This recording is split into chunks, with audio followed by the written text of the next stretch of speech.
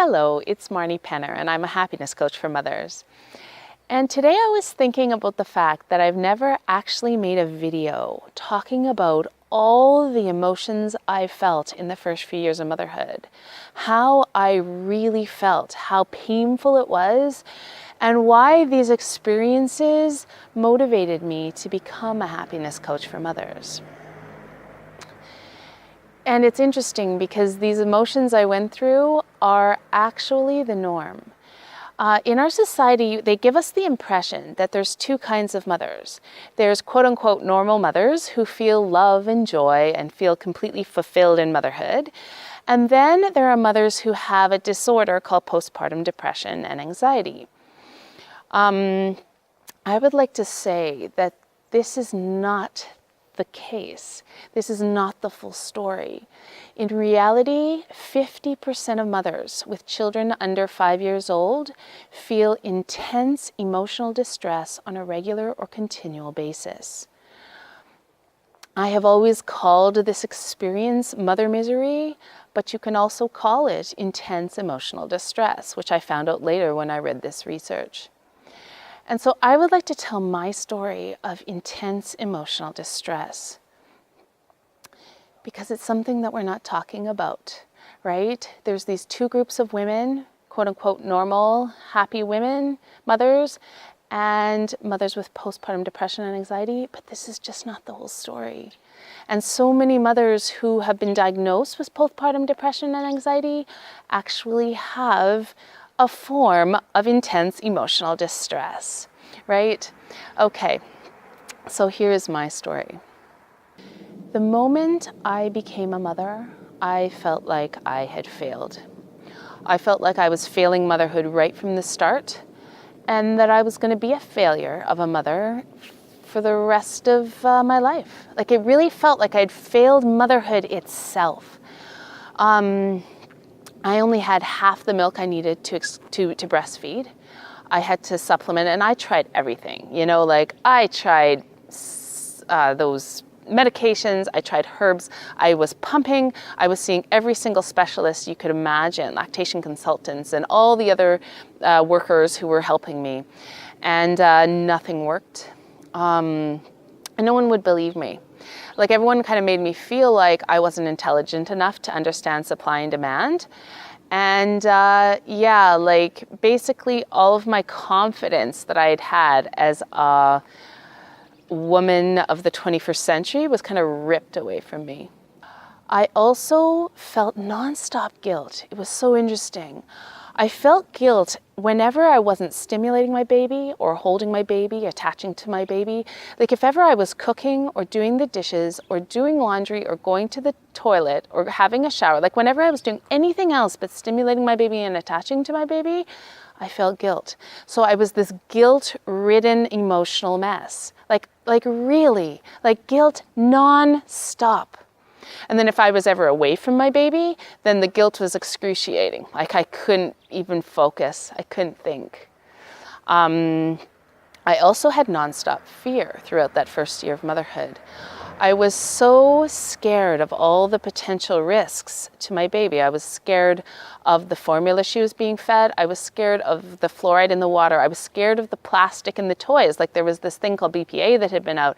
I was scared that maybe I wasn't sterilizing the bottles well enough. I was scared you know, organic versus non-organic. We didn't have the money for organic, and it was just like, I was just really worried that I was going to screw up my baby for life, right? And I felt so guilty that I wasn't doing enough research, even though I was researching all the time, like into all the possible risks to my child. They kept saying, like, are you securing your baby, your car seat properly? I'm like, well, I think so. Like, am I missing something? Like, you know, so it was just this nonstop fear that something was going to happen to my baby and that it was going to be my fault. And I kept visualizing the worst case scenarios, right? Like I couldn't enjoy my baby because I was so full of fear. So that's what I was feeling in the whole first year of motherhood, was so much shame and failure, so much overwhelming nonstop guilt, and this nonstop fear. So how could I enjoy motherhood? How could I feel happy? how could I feel anything else but these three emotions of shame, guilt, and fear, right? And then as my baby turned into a toddler, I started feeling a whole another aspect of shame. No matter how much parenting research I was reading, and I was reading a lot of it, I couldn't seem to grasp parenting itself. Like, I felt so dumb, and I also felt so guilty that maybe I wasn't reading enough, right? Whenever I tried these parenting techniques, they never seemed to work, and I couldn't acquire the language I was supposed to be using with my children. You're supposed to use these formulas. So like, I just felt like I wasn't able to learn discipline. I had no control over my toddler. She was starting to really misbehave. And then I had another baby when she was 1.5 years old. And once again, I didn't have enough milk to breastfeed.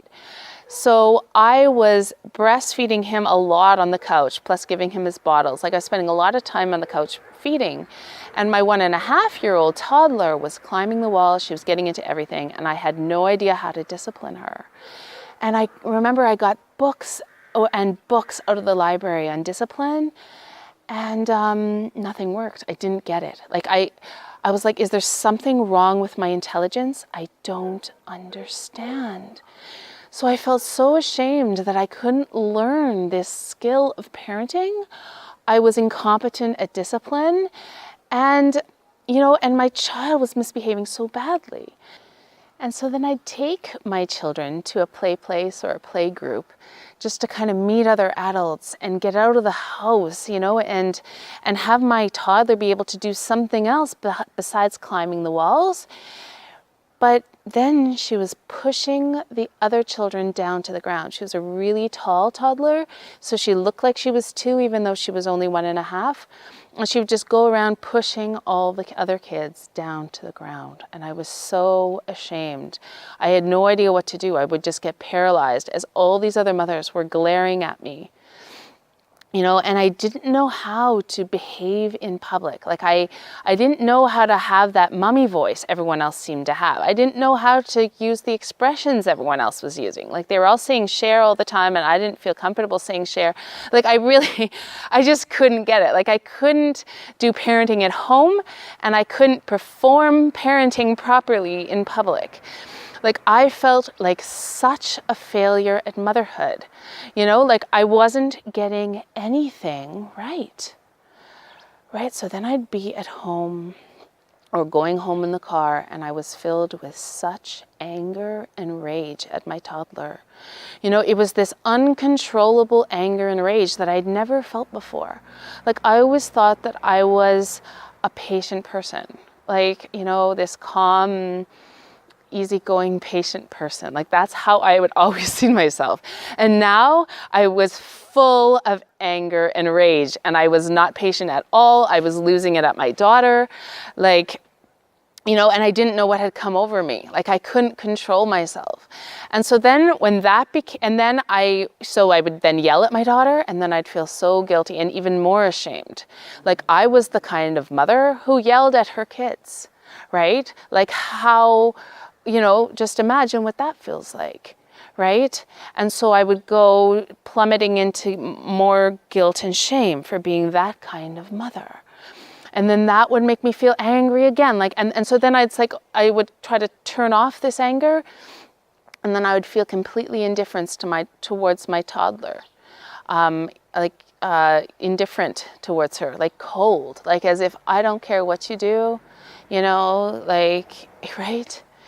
So, and then I felt so much guilt that I wasn't stimulating her and also stimulating my baby and attaching to her and attaching to my baby. Like, I felt like I couldn't divide my attention between both of them. And I was worried what this was going to do to her development and her emotional development and her future, right? Like, I just felt like I was ruining my child's life because I was failing so bad.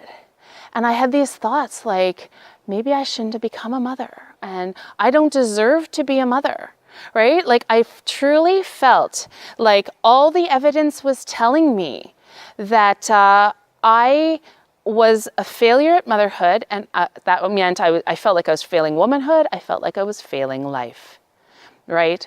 Like, this is emotional distress in motherhood.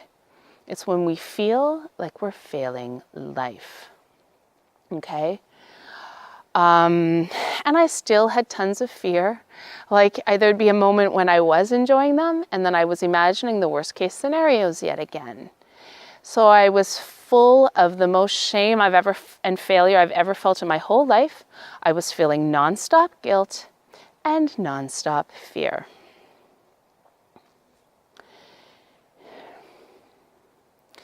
And it turns out that this is really, really common in motherhood. About 50% of mothers with children 5 years and under feel very similar to all that I've just described. This is a societal problem that has no name.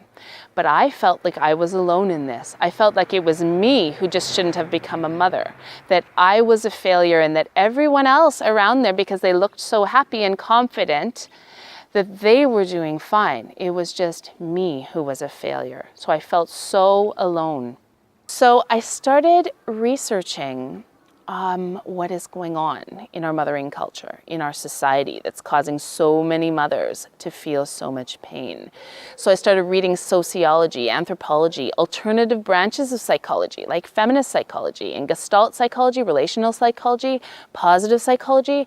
Where does the answer lie? Why are we feeling so much fear, guilt, and shame, and all these other painful emotions? What societal beliefs and expectations are causing them? And what do they feel in other cultures? What are they told in other cultures? And how can I free myself from every single last one of these painful emotions? I did not become a mother to suffer. I became a mother to feel really, really happy and fulfilled and free. Okay, so I did it. I freed myself from every single last one, and I've developed an 8-week coaching program for mothers where I help them do the same. No matter what symptoms you've been feeling out of all these emotions I've listed, I can help you free yourself from them, because it's society imposing these emotions on mothers. You're not alone, and there are solutions. So let me know if you'd like to talk. I'd love to talk with you.